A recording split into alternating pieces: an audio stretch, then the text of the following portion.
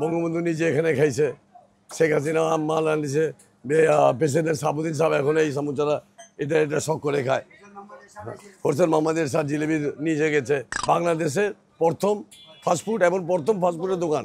বাঙালি fast food কি জিনিস বুঝতো না। রাজধানীর পূর্ণিমা স্ন্যাক্স যেন মনশহর ঢাকায় কালের সাক্ষী হয়ে দাঁড়িয়ে আছে। ধারণা করা হয়ে থাকে এটি এই বঙ্গের প্রথম ফাস্টফুডের দোকান, যেখানে এখনও মিলছে কম মূল্যে সুস্বাদু মুখরোচক খাবার। সেকাল থেকে একাল এখনও অল্প পয়সায় হালকা নাস্তা মানেই অনেকের প্রথম পছন্দ পূর্ণিমা স্ন্যাক্স।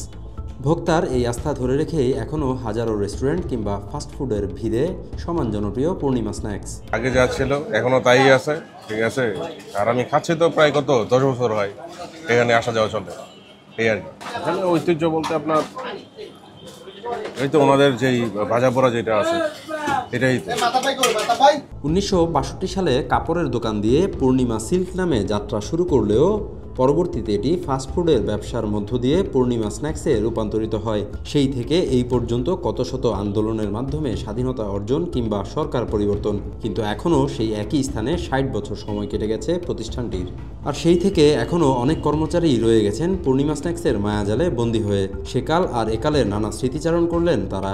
আমি এখানে আসছি 81-এ আসছি। এখানে আমি জানানা ইমাম ইতিহাস কথা বলে জানানা ইমামের একটি ছবি বই আছে, সেটা মধ্যে লেখা আছে পূর্ণিমা সম্বন্ধে।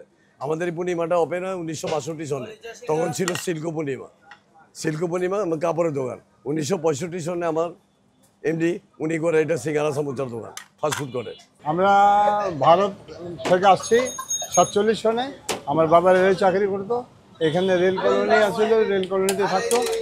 আর এই যে দোকানটা মনে করেন 62 সনে আমরা শুরু করেছি। তখন থেকে মনে করেন আমরা চলতেছি এখন পর্যন্ত, আল্লাহ রহমতে চালাইতেছে। আর আমরা বেশিরভাগ কলকাতার দিকেই আছি। 1962 সাল। হ্যাঁ, তারপর আপনাদের তখন আপনি গিয়া